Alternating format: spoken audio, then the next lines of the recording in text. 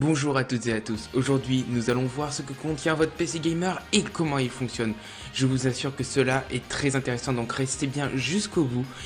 Sur ce, c'est parti. Donc dans votre PC, il y a plusieurs composants essentiels au bon fonctionnement. Donc il y en a 6 qui sont prioritaires et dont un que je vais vous expliquer mais qui n'est pas non plus obligatoire dans tous les PC. Évidemment, le premier qui est obligatoire, c'est l'alimentation. Donc dans un PC, en fait, c'est bien s'il y a tous les composants, si vous avez une très bonne carte graphique et tout ça, mais si vous n'avez pas une alimentation adéquate, ça ne va pas le faire. En fait, l'alimentation va avoir différentes puissances, donc ça va de 400 watts à 1000 watts suivant les composants que vous allez utiliser. Donc le seul problème avec des alimentations de 1000 watts, c'est qu'elles vont énormément surchauffer. Donc il faudra prévoir énormément de ventilateurs car votre PC risque de très rapidement cramer tout simplement. Ça peut bousiller vos composants, donc faites très attention. Prenez bien une alimentation qui est en rapport avec ce que vous avez pris. N'en prenez pas une de 1000 watts si jamais tout votre matériel ne nécessite que 600 watts. Vraiment, ça va juste faire cramer votre PC. Le deuxième composant évidemment essentiel, c'est la carte mère. Donc on peut aussi l'appeler MOBO, donc qui est la contraction de motherboard, donc la carte mère. Donc en fait, c'est le composant principal de l'ordinateur qui servira en fait à relier tous les autres composants. Si jamais vous devez monter votre propre PC, il y aura des tutos bien sûr dans les prochaines vidéos, comment monter bien sûr votre PC. Vous verrez que tous vos composants, carte graphique, RAM, processeur, vont être reliés à votre carte mère. C'est vraiment ça qui va tout détenir. Donc la carte mère, bien sûr, pour éviter qu'elle ne s'abîme ou qu'elle se détache, sera directement vissée à votre PC. Donc il y a beaucoup de slots, donc des connecteurs pour accueillir environ une dizaine de composants. Donc vraiment, si vous souhaitez avoir deux cartes graphiques, donc pour avoir une meilleure performance, vous pouvez grâce à une carte mère qui peut être dédiée. Donc il faut bien aussi faire attention à la compatibilité entre la carte mère et la carte graphique. C'est très important parce que ça risque justement aussi de créer une hypertension et du coup d'abîmer vos composants. D'ailleurs, c'est sur la carte mère aussi qu'on trouve la ROM, donc sur laquelle est enregistré le BIOS. Donc je vous mets la signification de tous ces termes dans la description, je vous invite à aller les voir, ça peut être très intéressant.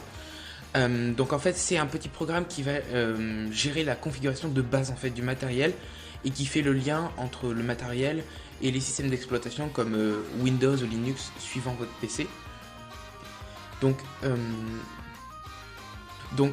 tous les réglages que vous aurez effectués sur une carte mère sont conservés en mémoire, même s'il n'y a pas de courant grâce au CMOS, donc je vous invite aussi à aller voir en description, en fait, qui est alimenté par la pile de la carte mère. La carte mère possède une pile, donc ça permet de conserver toutes vos données. Bien évidemment, le plus important aussi dans votre PC, et si vous voulez avoir une meilleure puissance, c'est le processeur. Donc le processeur, il y a plusieurs noms, donc on parle de microprocesseur ou de CPU. Donc en fait son rôle est tout simplement le traitement de l'information numérique et ne communique qu'en chiffres binaires. Donc vous savez, c'est les 0, 0, 1.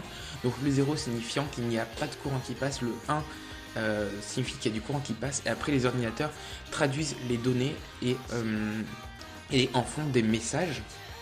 Donc bien évidemment tout cela provoque une élévation de la température. Donc quand il y a beaucoup de données qui sont transférées via le processeur, donc c'est pour ça qu'il y a toujours, je dis bien toujours, un ventilateur au-dessus de votre processeur.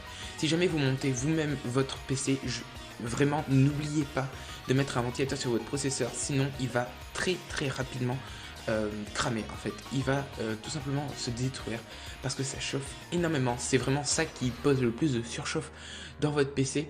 Donc on trouve aussi des processeurs sans ventilateur, par exemple dans les PC portables. Mais ça, je vous invite à aller voir les prochaines vidéos où je parlerai des ordinateurs portables et on verra un petit peu comment c'est fait là-dedans. Il n'y a pas de ventilateur tout simplement parce qu'il n'y a pas assez de place. C'est pour ça que les ordinateurs portables chauffent énormément et qu'il est conseillé d'avoir, vous savez, un support ventilateur afin de le refroidir.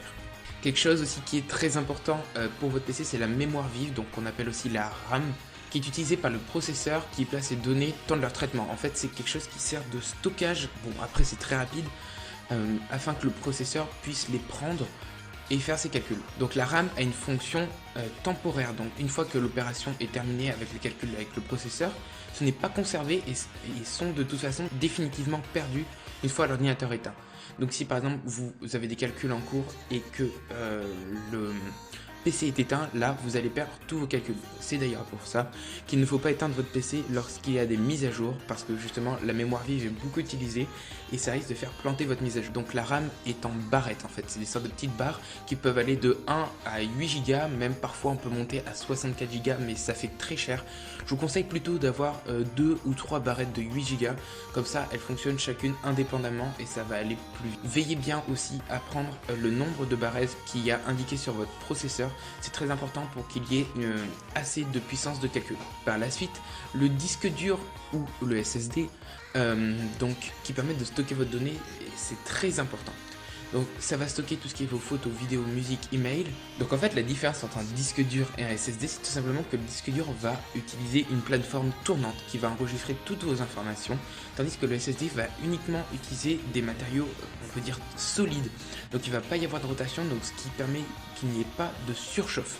Ça c'est très important si jamais vous voulez avoir un PC gamer ou alors pour vos vidéos, n'hésitez pas à utiliser un SSD, comme ça évite la surchauffe de votre PC. Un SSD peut entièrement en fait remplacer votre disque dur, mais par contre quand il y a beaucoup de stockage, prévoyez aussi un disque dur, parce qu'un disque dur c'est environ 3 Tera de stockage, donc ce qui fait ce chiffre là qui s'affiche sur votre écran, tandis que le SSD en fait à peu près 550 MO, donc ça fait ce chiffre là, donc vous pouvez voir quand même que la différence est flagrante. Enfin, un dernier élément très important, c'est la carte graphique. Donc la carte graphique est très importante si jamais vous voulez jouer à des jeux avec de bonnes performances. Donc il y a beaucoup de possibilités avec les cartes graphiques. Donc il y a beaucoup de marques qui sont très connues pour les cartes graphiques, et c'est ce qui est le plus important sur votre PC si jamais vous voulez faire des jeux en de bonnes performances. Donc les cartes graphiques, je crois, vont de la 480 à la maintenant 2060, il me semble. Donc c'est très important. Sachez aussi qu'il y a deux sortes de cartes graphiques. Donc vous avez les cartes graphiques, par exemple le GTX 1660 et les 1660 Ti. Donc qu'est-ce que ça veut dire? Tout simplement Ti, ça veut dire que la carte graphique n'est pas reliée directement à votre processeur, ça va passer par la carte mère, ce qui va donc éviter une surchauffe et une surutilisation de la carte graphique lorsque vous ne jouez pas. Enfin, le dernier élément qui n'est pas forcément important, c'est le lecteur graveur DVD. Donc tout simplement, ça vous permet de lire vos CD DVD si jamais vous utilisez votre PC juste pour jouer, donc ce n'est pas nécessaire. Mais sachez que la plupart des boîtiers en général possèdent une entrée CD DVD, donc n'hésitez pas à en mettre un, parce qu'il y a beaucoup de jeux aussi des fois qui se font via CD, même si maintenant on passe tous par Steam ou Instant Gaming. Dans tous les cas, je vous remercie énormément d'avoir regardé cette vidéo. Il y aura d'autres vidéos qui vont arriver très bientôt par la suite sur la chaîne pour vous présenter les différents domaines du hardware. Je vais aussi vous faire des présentations de différents matériels, tout ce qui est pour les youtubeurs, mais aussi pour vous qui êtes gamer tout simplement à la maison. Donc j'espère énormément que cette vidéo vous aura plu. Je vous invite à vous abonner sur le bouton rouge qui est en dessous de la vidéo. Et n'hésitez pas à activer la cloche pour être notifié quand je sortirai une nouvelle vidéo. Et je vous dis à très bientôt sur la chaîne Setup Hardware.